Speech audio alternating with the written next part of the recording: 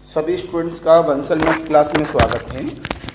हम लोग last topic में बात कर रहे थे पार्शियल डिफरेंशियल इक्वेशन की।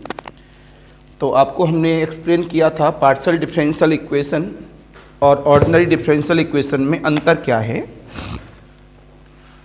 फिर हमने आपको एलिमिनेटिंग के बारे में एक्सप्लेन किया था और एक प्रॉब्लम भी आपको कराई थी कि हम लोग एलिमिनेटिंग कैसे करते हैं, किसकी, कॉन्स्टेंट्स की। एक प्रॉब्लम हम करते हैं, एक प्रॉब्लम आपको देंगे, 5 मिनट का समय देंगे आराम से करने के लिए। कल से रब करके जाएंगे भैया, इसको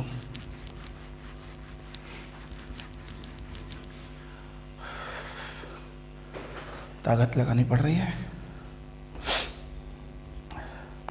तो आएंगे सभी लोग वापस, ताकत लगाओ। प्रॉब्लम नंबर 1 आज की प्रॉब्लम 1 कहती है form partial differential equation by eliminating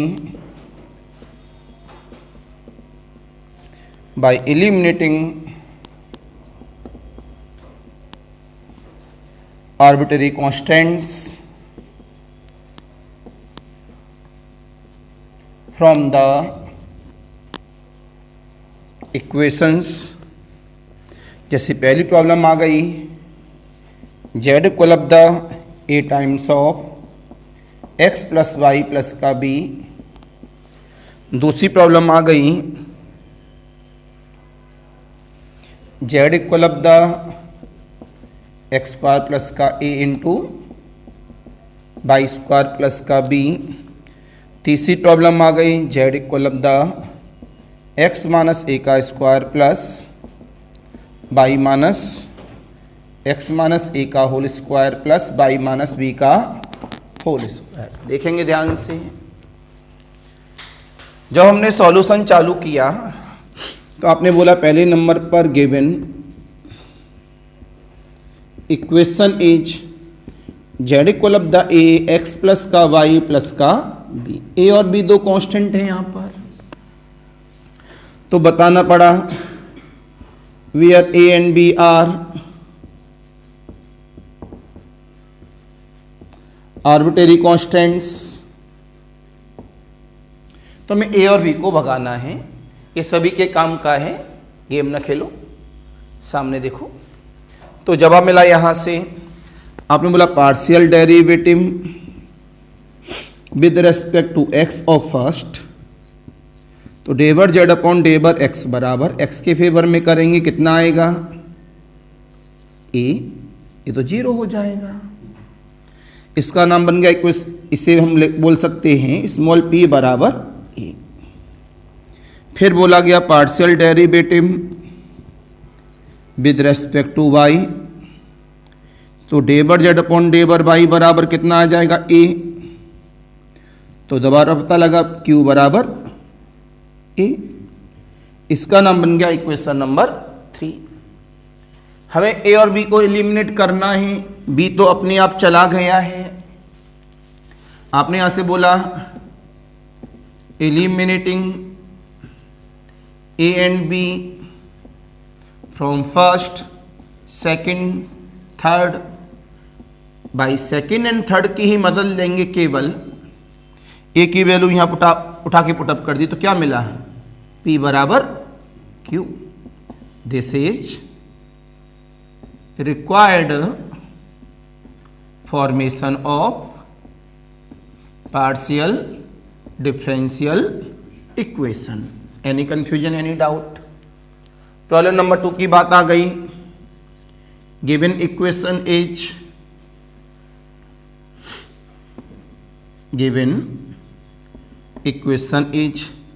z बराबर का एक्स स्क्वायर प्लस का a बाई स्क्वायर प्लस का b। आपने बोला partial derivative with respect to x of first, क्या बनेगा डेवर z अपॉन डेवर x। ये तो कांस्टेंट है, बाहर आ गया, और इसका कितना बन जाएगा 2x। ये बन गया इक्वेशन नंबर 2। इसे कह सकते हैं हम लोग सभी, देयर इम्प्लाइज दैट p बराबर 2x बाई स्क्वायर प्लस का b, ये बन गया there implies that equation number second. फिर बोला गया partial derivative with respect to y of first d bar z upon d bar y बराबर y के फेवर में करना है, तो ये कांस्टेंट है, मल्टीपल के साथ है तो बाहर आ गया, और ये 2y, तो q बराबर 2y एक्स स्क्वायर प्लस का e। आप बोलेंगे एलिमिनेटिंग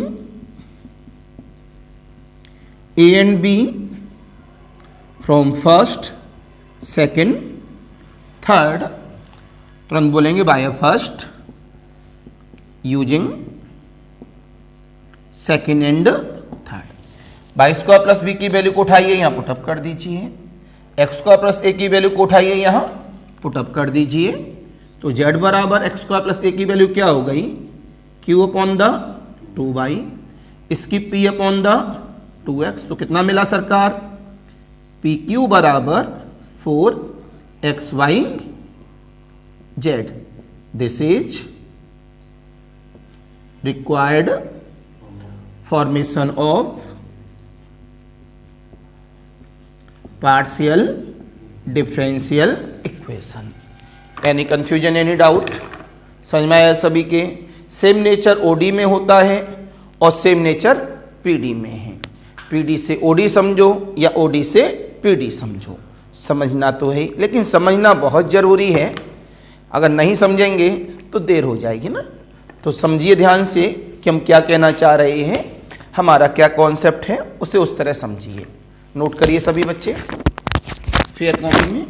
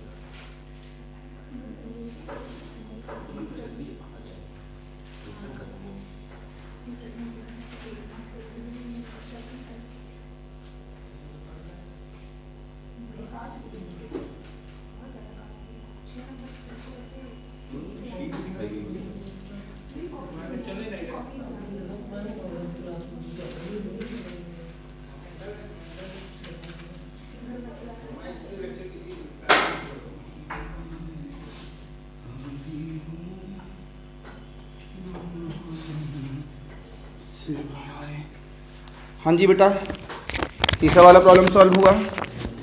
बहुत टाइम लगाते हो बताओ, इतनी देर में तो 5 प्रॉब्लम सॉल्व हो जाती, कितना समय लगाते हो? थोड़ा जल्दी किया करो बच्चा। तो बताओ, ये बंद कर दो फिर।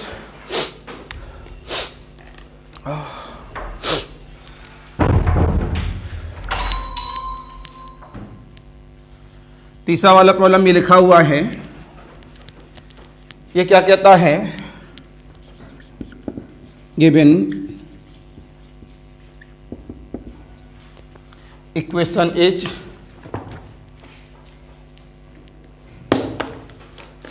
क्या इक्वेशन है हमारी? Z equal of the X minus A का होल स्क्वायर प्लस, इसका नाम है इक्वेशन नंबर 1। यहाँ पर ए एंड बी क्या है?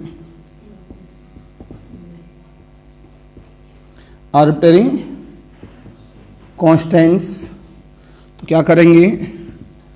Partial derivative with respect to X of first, तो D bar Z upon D bar X, X के फेवर में 2 times of X minus A.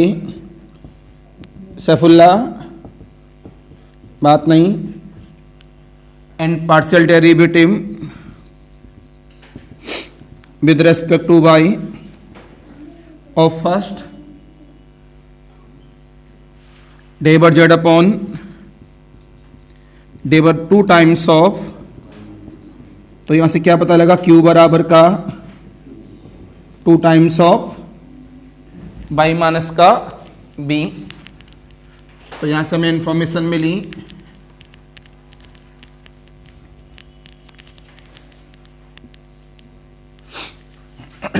by eliminating A and B from first, second, third by a first using second and third। तो क्या मिला हमको? यहाँ से x minus ए की value को उठा के पुटअप कर दो इसके अंदर, तो Z equal of the P square upon plus Q square upon 4, तो पी स्क्वायर प्लस का क्यू स्क्वायर बराबर का this is required formation of partial differential equation. Now to the any confusion, any doubt? इसमें जब formation करते हैं तो हमारे फॉर्मेशन एप्लीकेशन में बहुत तरह के काम कर जाते हैं। इस जगह पर तो हम लोगों ने यहाँ पर इसको जब रिप्रेजेंट किया, हमने ये दे दिया। कभी जब भी कुछ प्रॉब्लम ऐसी मिलेंगी पीडी में कि उसके फॉर्मेशन का कोई दूसरा प्रारूप भी मिल रहा होगा, दूसरे तरीके से कर रहे होंगे, तो वो गलत नहीं माना जाता है, राइट। तो ये सिस्टमेटिक तरीका है कि हम प्रॉब्लम को किस तरह से सॉल्व करेंगे। तो प्लीज़ नोट करें सभी बच्चे, इसे भी आपका हो गया था, आपका भी हो गया था, ठीक, गुड। तो मैं आपके लिए होमवर्क में 5-6 प्रॉब्लम लिखा दे रहा हूँ। होमवर्क के लिए इसे क्लासरूम के फेयर कॉपी में ही करके लाएंगे आप, और कल मेरे से आकर सबसे पहले क्या पूछेंगे, इसका क्रॉस, किस तरह इसका क्रॉस बता दो, और कल के दिन आपका ये चैप्टर भी क्या हो जाएगा, समाप्त। अभी तो स्टार्टिंग की है तो ज़्यादा समय लेने के मूड में है नहीं हम, तो लिखें बेटा, होमवर्क डालकर ये घर से करके लाना है। क्लासरूम के फेयर कॉपी में ही ऑनलाइन वाले बच्चे भी हमसे क्रॉस कर सकते हैं, हमारे नंबर पर जाकर हमें व्हाट्सअप या टेलीग्राम कर सकते हैं, उनका जवाब उनको अगले लेक्चर में मिल जाता है। तो क्या लिखा, form partial differential equation, FORM, form partial differential equations by eliminating arbitrary constants,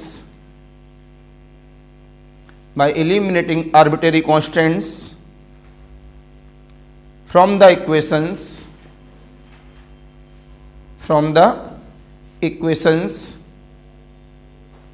पहला Roman number, z equal of the ax plus a square Y square plus b। दूसरा Roman number, z equal of the ax plus B Y plus A square plus B square. अगले वाला Roman number, 2z equal of the ax plus Y का whole square plus का b, ax plus Y का whole of square plus का b। Next, z equal of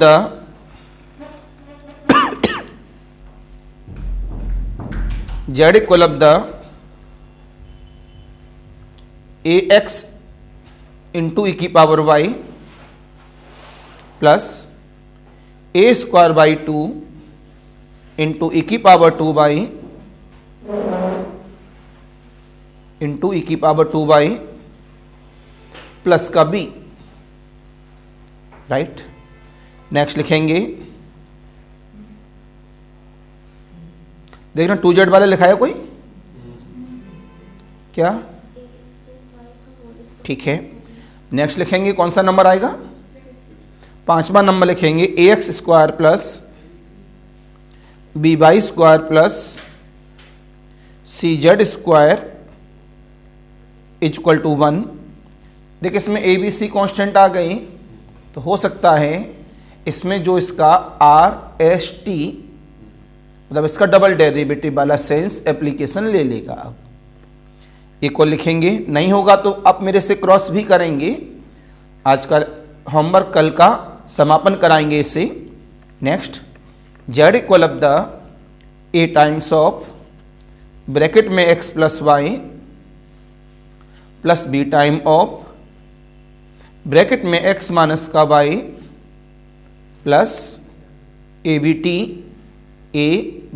T plus c। इसका मतलब z के जो इंडिपेंडेंट वेरिएबल हैं वो क्या बन गई, x y और t। t भी कौन है आज? इंडिपेंडेंट वेरिएबल है। और कांस्टेंट कितने हो गए? 3 a b c। छठवां प्रॉब्लम लिखेंगे z equal of the ax square plus bxy plus cy square. इसका अगली वाला लिखेंगे z equal of the ax plus by plus cxy, right. इसके अगली वाला लिखेंगे z equal of the bracket में x प्लस a ब्रैकेट बंद इंटू दूसरे ब्रैकेट में y प्लस b। अगली वाला लिखेंगे z इक्वल ऑफ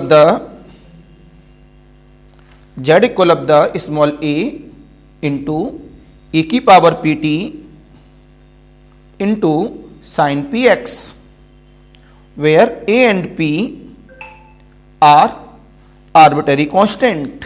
तो यहां किसको भगाना है? a एंड p को भगाना है। अगली वाला लिखेंगे कौन सा नंबर अभी है? 11। फाइंड